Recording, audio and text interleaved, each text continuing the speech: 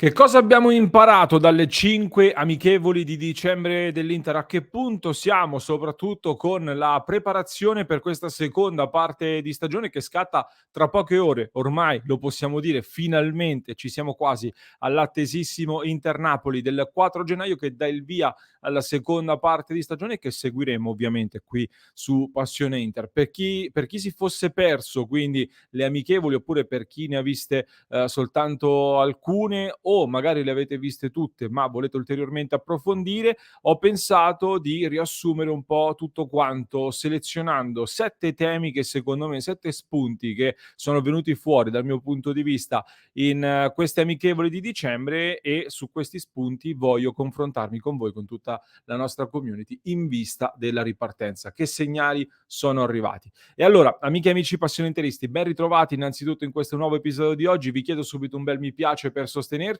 e soprattutto se non l'avete ancora fatto, clic subito sul tasto iscriviti, attivate anche la campanella perché ovviamente non vorrete perdervi le nostre dirette ora che si riparte con il mercato, ma soprattutto con il campionato e con le questioni di campo. Dai, iscrivetevi subito. A proposito di questioni di campo, a noi piace parlare di questo e lo facciamo, come detto, con 7 temi che vanno discussi dopo queste amichevoli, in cui l'Inter ha ottenuto 4 vittorie ed un pareggio in 5 partite, nessuna sconfitta dunque. E quindi il primo tema da trattare è proprio questo, quello dei risultati ottenuti dall'Inter, perché l'Inter ha affrontato a Malta lo Zira United ed il Salisburgo, un Salisburgo un po' rimaneggiato, poi il Betis in trasferta su un campo molto difficile, quello di Siviglia, il campo del Betis, ed infine Reggina e poi Sassuolo, l'ultima gara che abbiamo commentato insieme. Non abbiamo affrontato avversari clamorosi, non sono top club europei, sono comunque degli avversari più o meno probanti, di buon livello, ma al di là del livello degli avversari sono buoni risultati con un crescendo anche di prestazioni e di fluidità di gioco secondo me.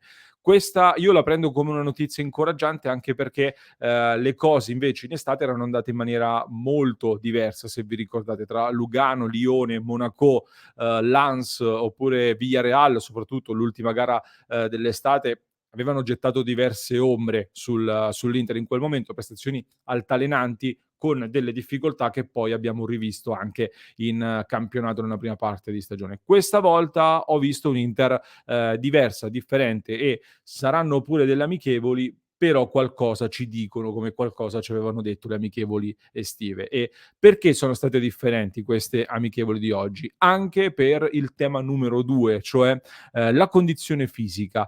Secondo me, l'ho detto più volte in queste settimane, se ci avete seguiti, io ho visto una squadra in linea con quella che avevo lasciato a metà novembre. La sensazione che ho che ho avuto io vedendo queste partite è che non sembra un Inter imballata dal punto di vista fisico, come se avesse fatto una nuova preparazione per la seconda parte di stagione. L'ho vista un po' più tirata al lucido fisicamente, pur non vedendo cose clamorose. Parallelamente l'infermeria lo stesso si sta svuotando, visto che sono tornati anche Correa e D'Ambrosio. De Vrij ha avuto un acciacco, ma non è nulla di grave. Mkhitaryan si è fermato precauzionalmente contro il Sassuolo, ma non dovrebbe essere nulla anche per lui. Speriamo di tenere e di non dover commentare ovviamente altri problemi fisici, perché nella prima parte di stagione, secondo me, ovviamente ci hanno condizionato molto.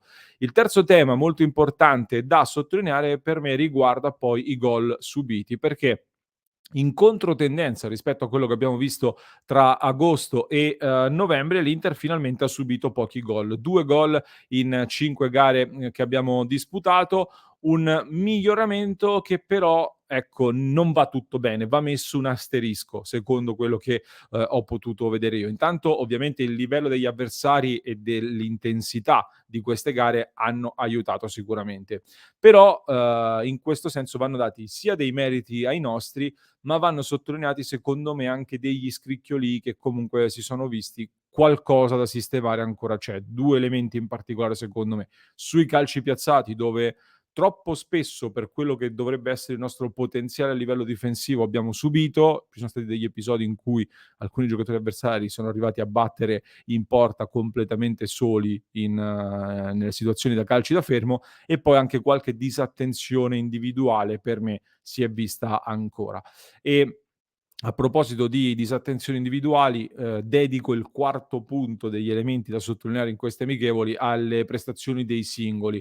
Mkhitaryan mi è sembrato uno di quelli, più interessanti in queste gare, nelle 5 amichevoli che abbiamo commentato insieme, pur con qualche errore anche dal punto di vista sia difensivo che in zona gol, e l'ho visto però a buoni livelli e per me è un calciatore importante per rientrare nelle rotazioni come un titolare aggiunto o come un'arma da utilizzare a gare in corso in più zone del campo, tra l'altro. Çalhanoğlu sta diventando sempre più centrale in quest'Inter, lo abbiamo visto già in campionato e lo rivediamo anche adesso. Barella mi è sembrato, insieme a Bastoni, quelli più in crescita. Barella ancora di più, ma anche Bastoni li ho visti in crescita nelle varie amichevoli. Di Marco invece ha fatto un po' un percorso inverso, nel senso che nella gara contro il Sassuolo non ha fatto benissimo, in tutte le altre però si è confermato ancora una volta una garanzia per me, come ad Dzeko. E dall'altro lato invece non ho visto ancora il vero Skriniar, messo in difficoltà anche da avversari che solitamente Skriniar avrebbe respinto totalmente. Mi aspetto poi di più anche da Belanova e da Aslani, entrambi. Su questi so già che c'è stata anche una forte discussione perché non hanno avuto tanto spazio a disposizione in queste gare. Quando l'hanno avuto però, mi aspetto di più da entrambi per poter mettere in difficoltà il mister Simone Inzaghi.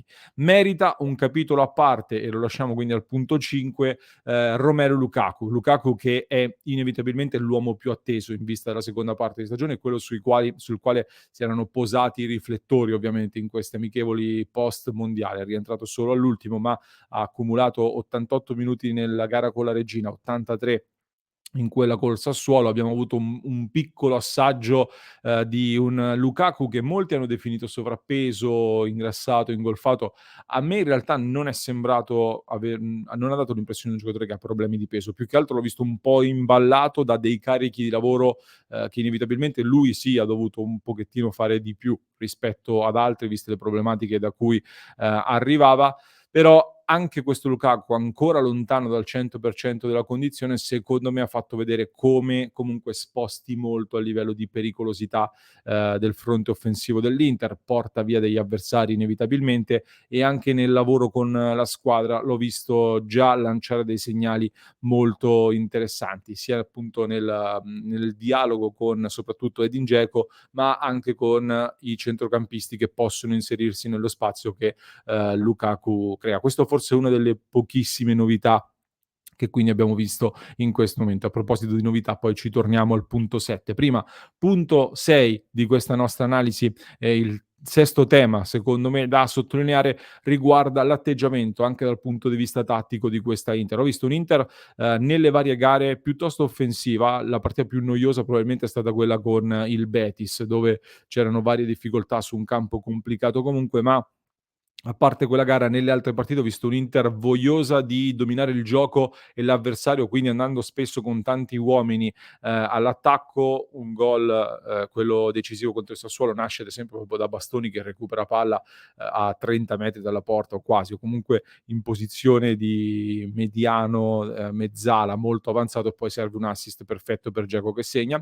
Però dall'altro lato la coperta è ancora un po' corta, nel senso che questo atteggiamento offensivo, secondo me, in alcune occasioni ha prestato un po' il fianco a delle ripartenze, delle transizioni difensive non fatte ottimamente, con una squadra un po' troppo sbilanciata, da cui sono nati dei problemi, dei rischi che abbiamo saputo contenere e limitare, ma che contro avversari come il Napoli che abbiamo alle porte, per me non possiamo permetterci. Quindi bisogna ancora lavorare sugli equilibri. È uno dei temi che dopo queste amichevoli, secondo me, rimane ancora sicuramente d'attualità, diciamo. Arriviamo poi infine al numero 7, che si collega un po' a questo discorso, perché anche questo è un tema tattico secondo me da sottolineare, ovvero da Inzaghi sinceramente mi aspettavo di vedere qualche esperimento in queste gare, qualche cosa di diverso, qualche novità dal punto di vista tattico. Invece mi è sembrato un po' la stessa Inter che avevamo lasciato un mese e mezzo fa. È vero che mancavano ancora gli interpreti principali, molti degli interpreti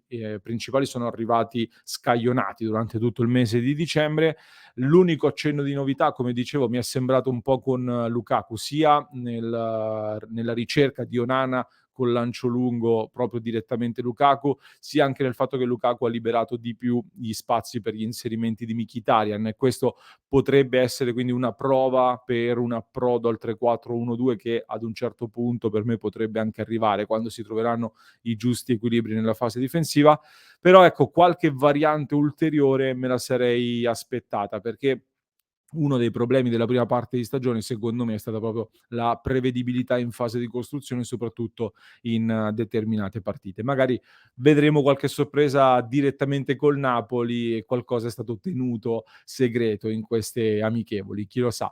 Nel frattempo, questi sono i 7 spunti che secondo me sono emersi da queste 5 gare amichevoli. Fatemi sapere se siete d'accordo con me, che cosa avete visto anche voi in queste amichevoli, oppure anzi, soprattutto vi chiedo che Inter vi aspettate dunque mercoledì contro il Napoli. Saremo pronti oppure no a questa partita così importante? Aspetto i vostri commenti, consideriamo tra l'altro che torneranno anche Brozovic e Lautaro, che sembrano scalpitare entrambi e speriamo possano essere subito decisivi entrambi.